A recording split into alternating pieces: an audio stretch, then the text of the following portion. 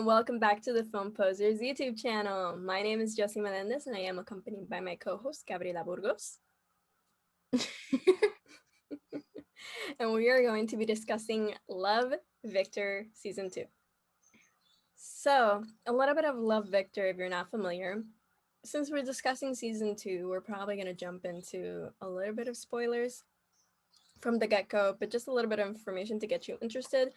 Love, Victor Season 2, of course, follows Season 1, and in Season 1 we see Victor, a half Puerto Rican, half Colombian American young man that is studying in Creekwood High School, the same high school where Simon Spears studied, who is the protagonist played by Nick Robinson in the Love, Simon film. So Love, Victor is inspired by the works by Becky Albertalli, so that includes Simon versus the Homo Sapiens Agenda and Love, Simon, of course.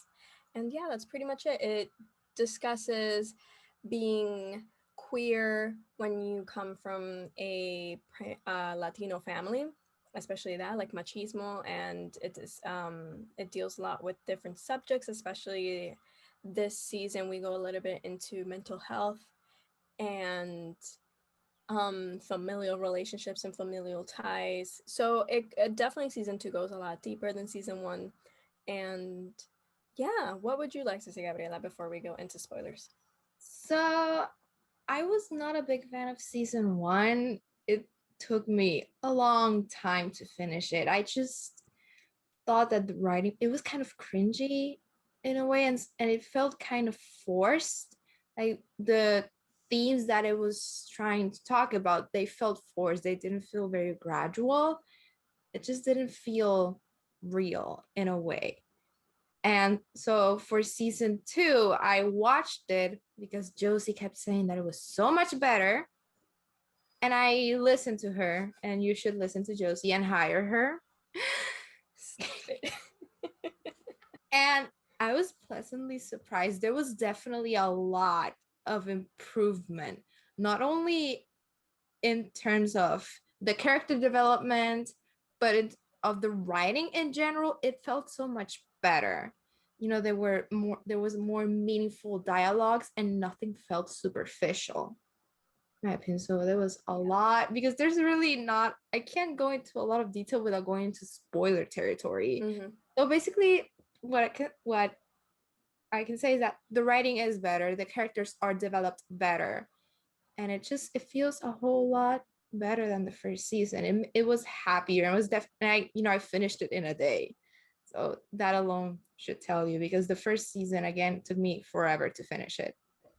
But I really enjoyed season two so much more than the first one. Yes, definitely. If you haven't seen Season 1, then I highly implore you to watch Season 1 so you can get a Season 2. And if you enjoyed Season 2, then rest assured that, if you enjoyed Season 1, rest assured that you are going to enjoy Season 2. Definitely. So do we jump into But spoilers? yeah, so yes, we're gonna jump into spoilers because the thing is that Season 2 jumps in right where we left off at Season 1, which was a huge cliffhanger. So if we're gonna discuss that cliffhanger, then yeah. we're gonna reveal a lot of information that will give it all away. So yeah, we can leave it off as I highly recommend you try to watch this show because Season 2 is very important, especially on Pride Month. It was such a joy to watch during Pride Month, so I'm glad they released it in June, and I'm just so happy for what they tried, like everything they said throughout each episode. So yes, it is available to stream exclusively on Hulu, and both Season 1 and Season 2 are available to stream, like all of the episodes. Yes, it's not a weekly release like, Handmaid's Tale and any other Hulu shows. Well, let's get into Season 2. Yes. So, so we're just gonna discuss. We're not gonna go too into detail, but just important parts would be, of course, where we left off in Season 1. Victor came out to his family. A lot was going on. His parents are getting divorced. Pilar is going through her own journey, having moved across a few states to get to, because they're in they left Texas and now they're living in Georgia, specifically Atlanta, because Creekwood. And yeah, there's just a lot going on, and Victor comes out to his family as soon as his parents decided that they're gonna get separated, and he decides to finally put himself first, which was a good change throughout the season because we do see Victor have more agency. So, what did you think from where we left off to where we got going?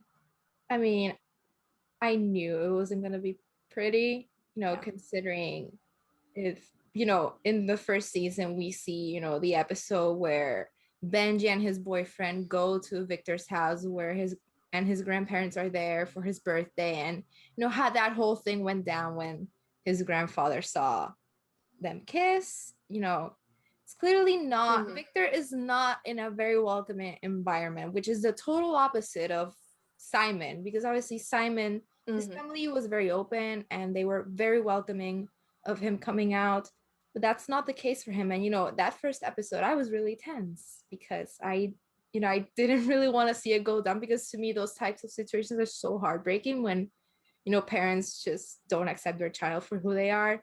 That's just something that was really heartbreaking for me. So I was kind of tense in that moment. Yeah. But what really surprised me was that Armando, Victor's father, was more accepting than his mother, Pilar, his mother, Isabel. That to me was very shocking. I was not expecting it to be that way. Isabel is the one that is less accepting of who Victor is compared to Armando. And they do address the whole machismo thing. And I also think it was mostly because that actor had already not been as accepting of their daughter when it came to One Day at a Time, played by Isabela Gomez. So it was a nice change of pace to not only see him play a different role when it came to accepting his son for who he is, but also being able to switch the narrative when it came to Latino fathers and machismo. And I also think they handled it really well with Isabel and her journey throughout season 2, because she's not accepting of Victor. And eventually we do get to a point that is a lot happier, but it's very gradual, it's very respectful, it doesn't feel forced, and we still haven't gotten to the finish line. And it's possible that we may never get there, but she's trying. For sure, that her development was very well done. Eventually you kind of understand where she's coming from, but also being Latinas, that's something we see in our culture. That's just the reality of it, because it's kind of like what the church says, and that's basically what they say, what the church says. And seeing her find her own way of accepting her son, it was very well done. But also the detail that I loved was when Armando went to like a support group for parents with gay children. Flag. And the leader of the support group was Simon's father, aka Josh Duhamel. I love that. That was lovely. And I kept telling Josie, how many times can we watch this episode so that Josh Duhamel can get the royalties to make up for Jupiter's Legacy? Another detail I wanted to discuss is the fact that we got another queer character of color through Raheem and his relationship with Victor. The only thing is that I really wish he had come in earlier. But other than that, I really like the relationship and the development through that, because we got to see a perspective different from Benji's, because we see Benji guiding Victor through their relationship throughout the season. That is a point of conflict later on in the season. And then when it comes to Raheem, finally Victor has a moment not only to talk about being gay, but also being a gay person of color. Yeah, I would die for Raheem, honestly. I loved his character. He was such a nice addition, and he was so well done. And yeah, that perspective was also very interesting, because again, it also talks a lot about religion, because he's a Muslim. Obviously, that's a completely different religion that what Victor knows, because obviously Victor is a Christian, his family is Christian, so he knows everything from that perspective, but he's not aware about how things work from like a Muslim perspective. So I really like that. And again, Raheem was just very well done, and I love him, and I just want him to be happy. Okay, he deserves to be happy. Yeah, I honestly wish he had just come in earlier, because the dynamics were so good. Yeah. And I just can't wait to see more of him. I wonder, like, that leads us to the finale. So final season ends with Victor caught in a love triangle, which is very appropriate. And Stress. yeah, because first season had a love triangle between Mia and Benji and Victor, and now we have Victor, Rahim, and Benji. So in the end, we're left wondering who Victor picks as he's running towards someone's house. Ice cream. And yeah, so now it's just we have to wait until season 3. So please renew it because I need to know who he Yes, picked. you need to know because I seriously have no idea. I think I have he picked Benji. I don't know. Because obviously Benji makes sense because it's his first love. It's the first person he, fell in love with, and they have shared, it's been a little bit difficult, but they have so many good memories together. But then there's Rahim, who, has made him feel more comfortable with who he is, who has opened the door to him. So they both have like a lot of positive qualities. I seriously don't know. I can make an entire PowerPoint about this and still don't come up with an answer. So the reason the reason I pick Benji is because, okay, if you're left to lead on context clues, Rahim tells Victor, "You know where I live." So I think they want you to think he'll pick Rahim, but I think Victor will go for Benji, and we'll see Victor and Benji try to make it work again, and then maybe Victor is going to end up with Rahim. That's what I'm hoping for. I mean, that would make a lot of sense. Yeah.